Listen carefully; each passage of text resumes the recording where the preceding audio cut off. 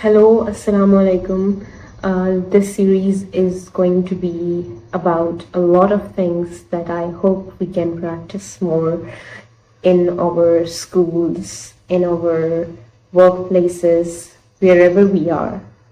And belonging to the healthcare profession and being a dentist myself, I will quote multiple examples from my field, and I hope to bring our attention to some things that we miss as we go on in life wherever we are. And today's topic is going to be, without further delaying it, because as these videos keep coming in, you will find out about other things as well eventually. So for today, we will just dive right into the topic for today, which is practicing compassion.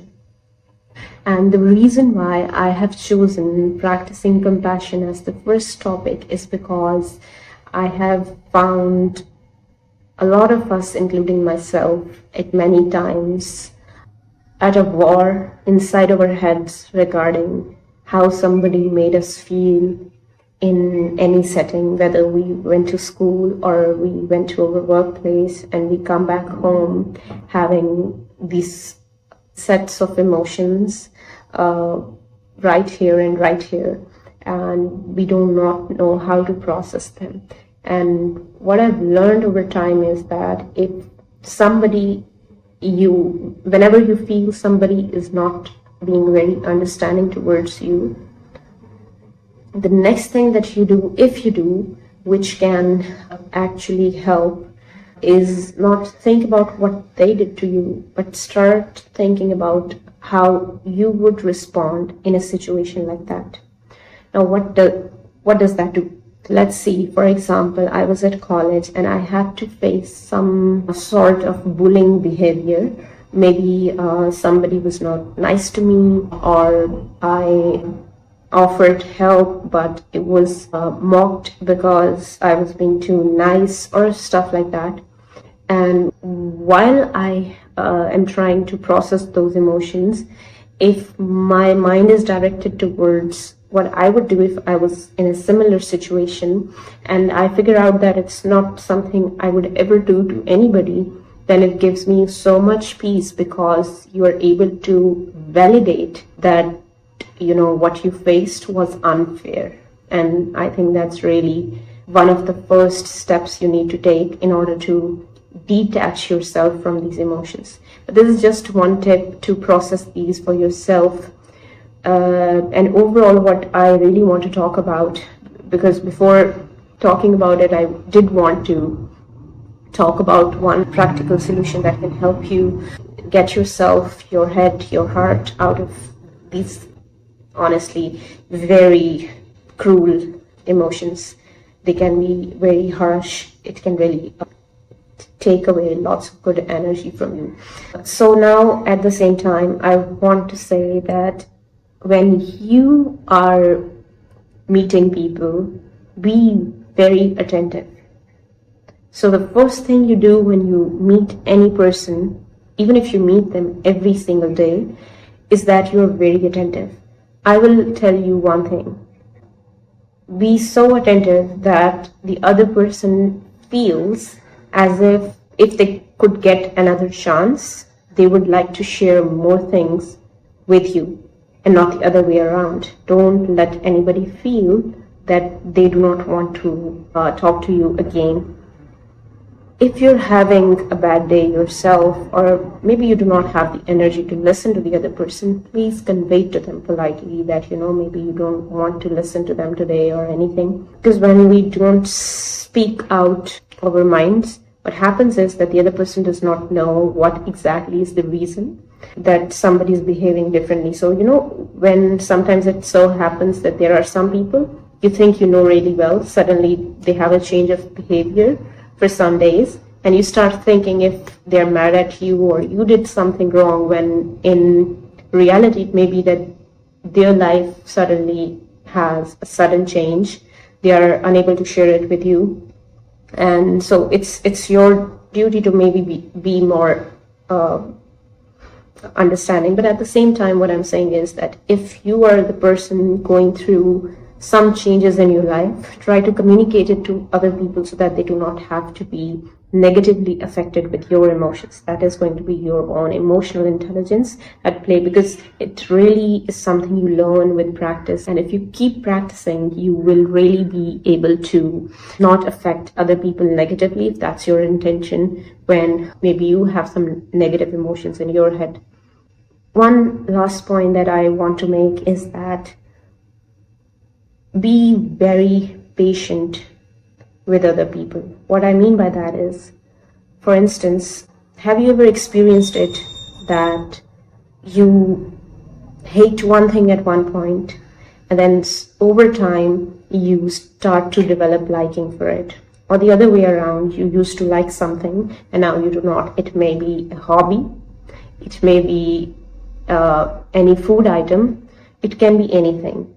So if you've ever experienced that, I think it's only fair that we give other people the same liberty to change their opinions about things and change their likes and dislikes and be able to articulate them without feeling judged.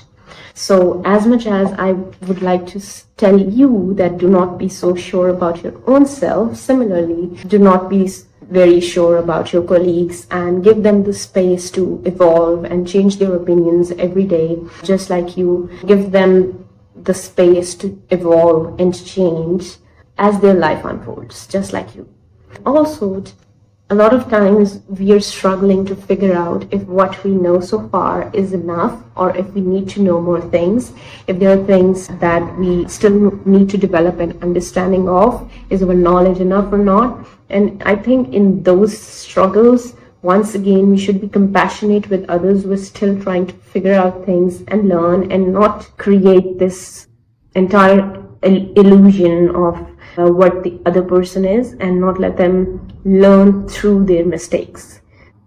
I know we sometimes beat our own selves up when we make mistakes, but at the same time, we do not give other people the space. This is something which we will really have to practice more of so that we can become better at it.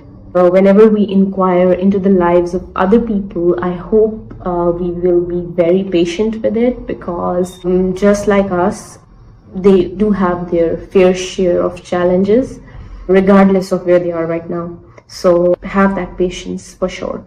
And I would like to quote here something said by Hasan al Basri, which is that loving kindness to people is half of reason. So half of your reason, in other words, half of your intellect, is how kind you are to people. If you ever want to wonder who is the most intellectual person in your community, who's the most intellectual person in your class, who's the most intellectual person in your workplace, it has to be somebody who's very kind, who's very compassionate, and who always likes to think about what other people will feel by their behaviors when they're around them. So that's truly important. I would really like to quote here now something said by Muhammad ibn al-Nadr, which is that the first part of manhood is a cheerful face. The second part is loving kindness to people.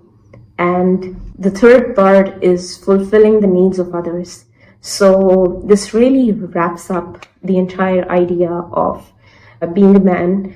Of course, this stands true for women as well, that as an individual, as a human being, if you want to achieve the best qualities, you have to be kind. There's really no other way of going around it and, missing out on being an intellectual.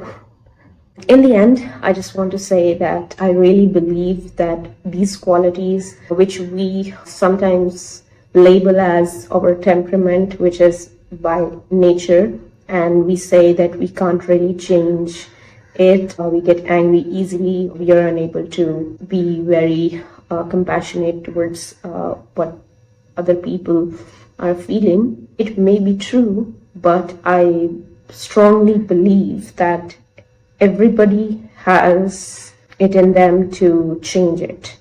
How? By learning it, by practicing it more. Just like anything, if you practice it more, if you are able to implement these few things that I mentioned as well, just these, I won't give you an entire list of things to do. So if you can just start doing these, it's all about being attentive of others. I think you can improve a lot. Just anybody can. Whenever it comes to the qualities we possess as individuals in the society, we do tend to think it's not something we can change. We can, and the best way, which a lot of us may not be familiar with, is to practice it. To be attentive about things you want to change about yourself, and then practice what you want to practice. And in this case, practice compassion. Do it intentionally again and again until you learn how to do it.